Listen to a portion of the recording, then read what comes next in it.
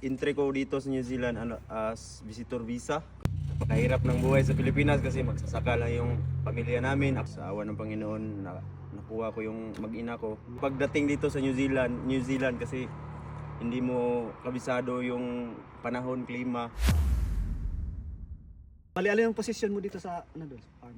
Sa ngayon, herd manager na ako ngayon sa farm ko doon. Tapos, Si ano, dito pala yung natin si Idol Jewin Owen Tosende na hello. taga Tubong Bukidnon. Yung nagtanong pala kung ano yung trabaho niya dito, isang dairy farmer si Idol, no?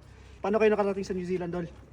Nag-start ako dito, yung entry ko dito sa New Zealand as visitor visa kasi may Anong year?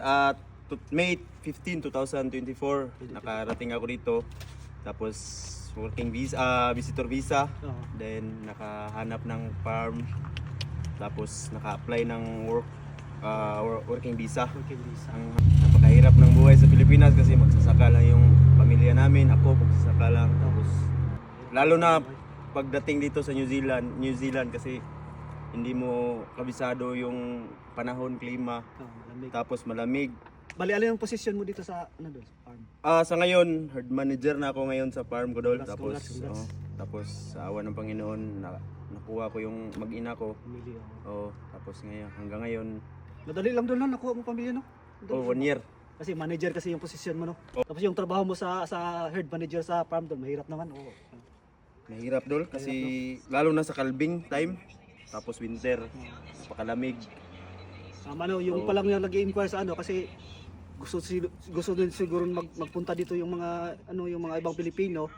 Hindi basta-basta ang trabaho sa New Zealand, Idol. Kailangan mo talaga ng experience, saka talaga lakas ng loob talaga kasi hindi basta-basta. 4 years kung hindi ka 3 years experience sa degree, kailangan may Tapos diploma ka. physically fit ka.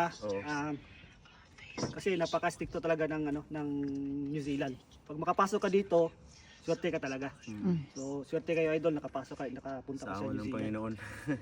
Tubong Malaybalay Bukidnon. Bukidnon. Magsaysay po. Kasi nakasama na rin yung family ni Idol dito ngayon. Isang napaka-humble na player ito na hinahangaan ng dito sa lugar nila sa Ashburton at siguro sa buong South Island na siguro mga Idol. Isa na akong kumanga ko sa Idol kasi iba talaga, sumikat ka talaga sa mga pull-ups, mga Idol. Grabe, ikaw lang siguro yung very humble kasi ito si Humble. Very consistent yung mga pull-ups na pumapasok talaga.